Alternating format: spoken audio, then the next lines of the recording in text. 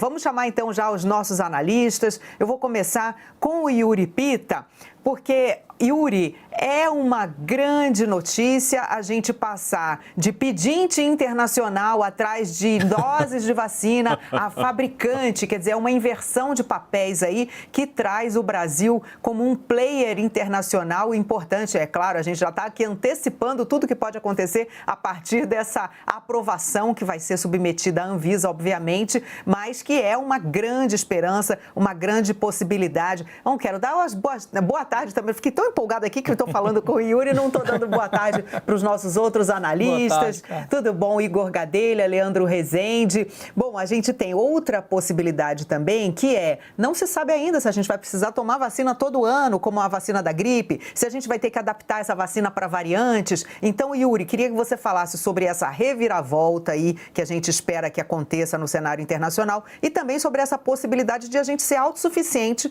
em produção de vacinas, se for necessário, por exemplo, vacinar todo mundo todo ano, né? Exato. Antes de tudo, boa tarde para você, Carla, para o Evandro, para os meus colegas, para quem nos acompanha no Visão. E, de fato, a gente falou ontem tanto da importância das notícias, da informação, de trazer informação, e agora a gente também tem muita satisfação em trazer uma boa informação, uma informação que traz uma série de boas perspectivas para o Brasil. É importante, sim, uma vacina com tecnologia 100% nacional desenvolvida aqui e que permita essa autossuficiência de não precisar depender de outros países na matéria-prima, porque é o nosso caso atual. Tanto o Butantan quanto o Fiocruz ainda dependem do IFA, aquele insumo farmacoativo que vem da China para o Brasil, e isso nos trouxe atrasos no mês de fevereiro, quando houve impasses ali no envio desses materiais, e agora a perspectiva de se ter o Brasil à frente de um consórcio que também reúne Vietnã e Tailândia, dois países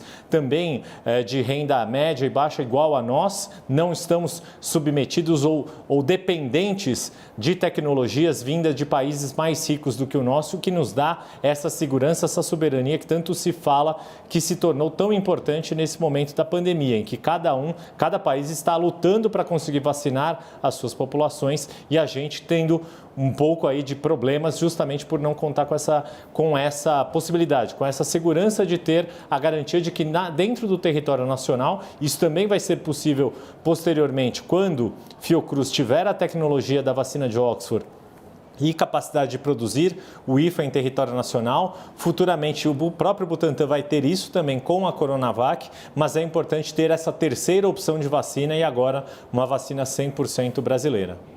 Pessoal, muito boa tarde para vocês. E Igor Gadelha, olhando o calendário anunciado pelo governo de São Paulo, né, numa data muito próxima, julho já deste ano, e também o momento em que foi feito esse anúncio, existe algum componente político, algum bastidor que você possa contar para a gente agora ao vivo aqui no Visão?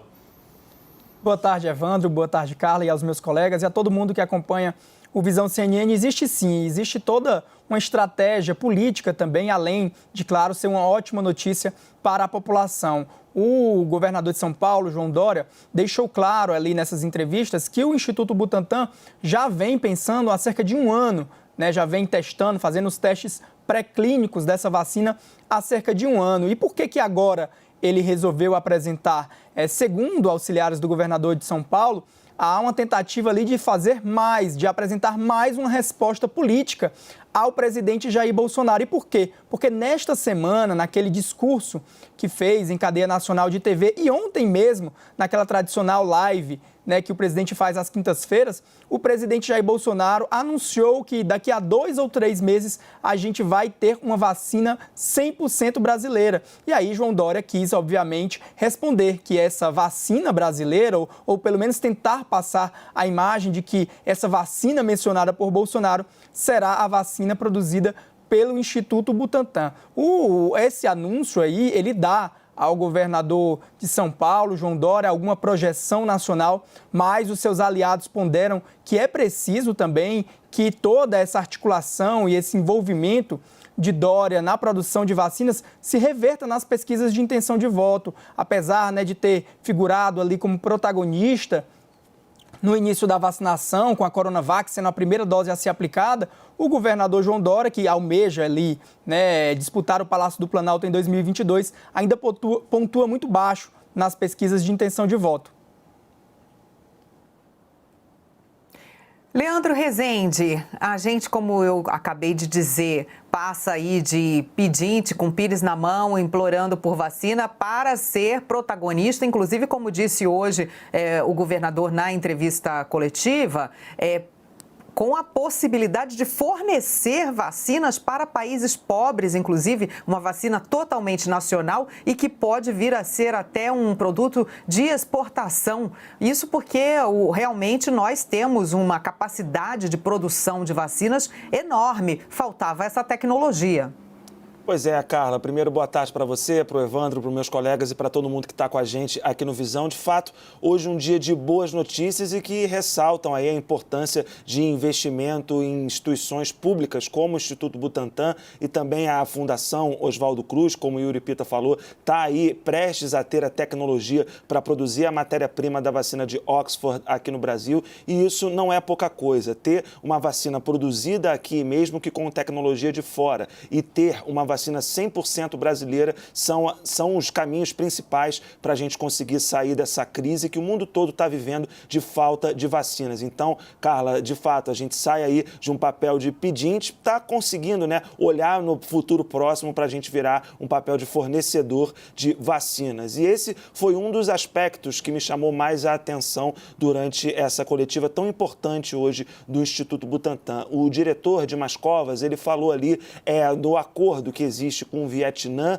e com Tailândia, já nessa fase de desenvolvimento da vacina, mas deixou claro que essa é uma vacina para os brasileiros, mas também é uma vacina para os países de renda média e renda baixa. Isso é muito importante. Ele fez ali uma leitura do cenário que o mundo está vivendo hoje. Os países ricos estão conseguindo vacinar mais rápido as suas populações. Os países pobres dependem fundamentalmente daquele consórcio de vacinas que até o Brasil é participante, já recebeu 1 milhão de doses, um consórcio que é coordenado pela Organização Mundial da Saúde. E aí, o diretor Dimas Covas, ele faz ali uma sinalização de que a Butanvac vai ser uma vacina que vai ajudar os países pobres, depois que todo o Brasil tiver imunizado, a também superar a pandemia, porque de nada vai adiantar uma pandemia, que é uma doença global, atinge o mundo todo, se os países ricos conseguirem superar e os países pobres não conseguirem superar. Então, realmente, são boas notícias e a gente precisa acompanhar os próximos passos. O Dimas Covas hoje falou em 45 a 75 dias